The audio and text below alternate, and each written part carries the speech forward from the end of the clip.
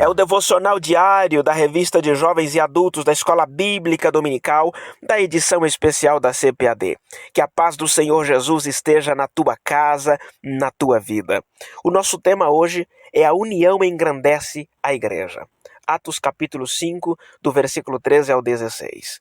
Dos demais ninguém ousava juntar-se a eles, embora o povo estivesse em alto conceito. Em número cada vez maior, homens e mulheres criam no Senhor e lhes eram acrescentados, de modo que o povo também levava os doentes às ruas e os colocava em camas e macas, para que pelo menos a sombra de Pedro se projetasse sobre alguns. Enquanto ele passava, afluíam também multidões das cidades próximas a Jerusalém, trazendo seus doentes e os que eram atormentados por espíritos imundos, e todos eram curados. O nosso texto de hoje retrata o resultado do que está no capítulo 2 de Atos e versículo 42. E perseveravam na doutrina dos apóstolos, e na comunhão, e no partir do pão, e nas orações.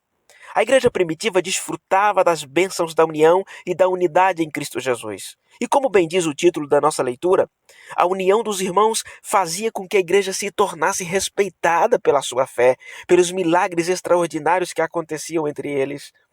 As pessoas logo percebiam que era impossível tudo o que eles estavam vendo ser fruto da imaginação daqueles judeus. Tudo era realizado diante dos seus olhos.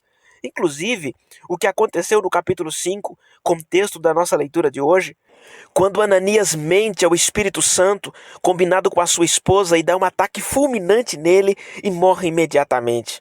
Sua mulher, que teve a chance de se redimir e salvar-se, mas ao ser confrontada pelo Espírito Santo na vida do apóstolo Pedro, ela confirma a mentira dita pelo esposo, e a Bíblia nos mostra que quase 3 horas depois do acontecido com o marido, ela também caiu morta aos pés do apóstolo e foi sepultada junto com o esposo. Imagina o temor que caiu sobre todos. É tanto que o versículo 13 inicia-se assim: dos demais, ninguém ousava juntar-se a eles, embora o povo estivesse em alto conceito. Por mais que tivessem grande estima pelos apóstolos, alguns ficavam como observadores, de longe, com medo de que pudesse acontecer com eles o que havia acontecido com Ananias e Safira. Outra razão de alguns não ousar juntar-se a eles era por medo de enfrentar as mesmas perseguições que os apóstolos estavam enfrentando. Diga-se de passagem, estava muito vívido na mente deles a cura do coxo da Porta Formosa. E o capítulo 4 de Atos nos mostra o tamanho da intimidação que os apóstolos tiveram para parar de pregar, parar de realizar aqueles milagres. Mas o versículo 14 nos diz que mesmo assim, em número cada vez maior, homens e mulheres criam no Senhor e lhes eram acrescentados. Que extraordinário! Era resultado da força do Dunamis, o poder do alto do capítulo 2. Todos os dias se juntavam mais crentes. É o que está no capítulo 2 e o versículo 47, louvando a Deus e tendo a simpatia de todo o povo, e o Senhor lhes acrescentava todos os dias os que iam sendo salvos. Isso somado aos milhares que haviam se entregado a Cristo no dia de Pentecostes. A verdade é que é impossível alguém ser cheio de Deus e não atrair outras pessoas para Cristo. E aqui não se refere apenas a números, estamos falando de quantidade e qualidade. Porque muitos desses cristãos, ao se espalharem com as perseguições, abriram campos missionários, foram grandes instrumentos das mãos de Deus na evangelização. A qualidade vinha do ensino. É o que nos diz o capítulo 2 e o versículo 42, e perseveravam na doutrina dos apóstolos, ou seja, no ensino dos apóstolos. Aqui está um dos problemas do cristianismo atual. Milhares de cristãos, entre aspas, mas com pouca qualidade de verdadeiro cristianismo. Diferente da igreja primitiva, não tem sede de se alimentar da palavra de Deus, não gostam de ir à escola bíblica dominical, culto de ensino pastoral. Quase não se vê muitos que se dizem cristãos. Por quê? Porque é um cristianismo que não obedece aos ensinos dos apóstolos, ou seja, das escrituras sagradas, e sim obedece aos intentos do seu coração. E a Bíblia diz que enganoso é o coração do homem. Por isso nós vemos um distanciamento entre os membros de uma mesma comunidade, de uma mesma igreja.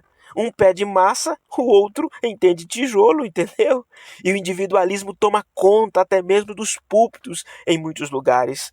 Não seria essa uma das razões da igreja atual não presenciar milagres como a igreja primitiva?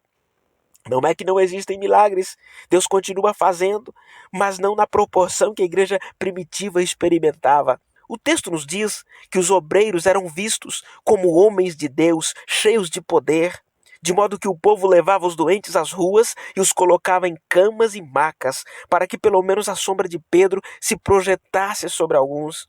Enquanto ele passava, também multidões das cidades próximas a Jerusalém vinham trazendo seus doentes e os que eram atormentados por espíritos imundos, e a Bíblia nos diz que todos eram curados. Imagina aqui comigo a repercussão que esses milagres geravam, numa época em que a medicina estava muito aquém do que se precisava. Pessoas desenganadas, excluídas da sociedade por doenças que eram consideradas imundas. Cegos, mudos, endemoniados, todos eram libertos. Para concluir, eu quero lembrar você, tudo isso acontecia na igreja primitiva, porque enquanto os obreiros trabalhavam, a igreja permanecia em oração a Deus. Lembra de quando Pedro foi preso? A igreja reunida estava em oração por ele. Pense aqui comigo, enquanto o seu pastor trabalha, você ora por ele? Quantas vezes nesta semana você já intercedeu pelos obreiros da tua igreja? Quantas vezes já orou por suas lideranças? Claro que é mais fácil a gente reclamar se eles fizerem algo que não foi muito do nosso gosto, não é verdade? Temos que reconhecer que muitos obreiros estão deixando a desejar, não estão levando a sério o seu chamado. No entanto, mesmo assim, uma igreja unida não sai por aí difamando o seu pastor, difamando suas lideranças ou fazendo motim. Enquanto os obreiros trabalham, nossa missão como parte do corpo de Cristo é estar em oração por eles. Lembre-se disso. Enquanto a desunião difama, a união engrandece a igreja e glorifica o nome do Senhor. Eu quero orar com você. Querido Deus, grandioso Pai, neste momento, Pai, agradecidos nós estamos pela Tua palavra ao nosso coração. E eu quero interceder pela pessoa que ora comigo agora, que no nome de Jesus Cristo possa, Senhor, ter temor pela Tua palavra, temor pela Tua presença, que possa, Senhor, dar testemunho de cristão ao ponto das pessoas de fora glorificar o Teu nome pelo testemunho do Teu filho e da Tua filha.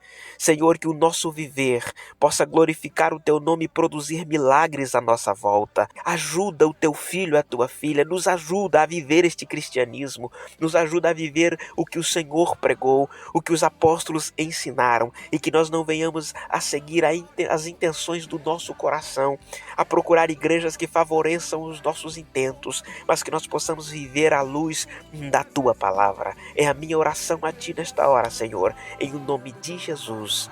Amém. Que o Senhor Jesus te abençoe. Amanhã nós voltaremos, se Deus nos permitir. Fique com Deus e um grande abraço. A igreja vem com aquele que brilha mais que a luz do sol, dissipando as trevas, destruindo o mal. A sua face é um refletor de glória, o céu derrama glória, porque a igreja vem arrebentando com as portas do inferno, com barulho de milagre levantando um exército de vidas. É a igreja sã.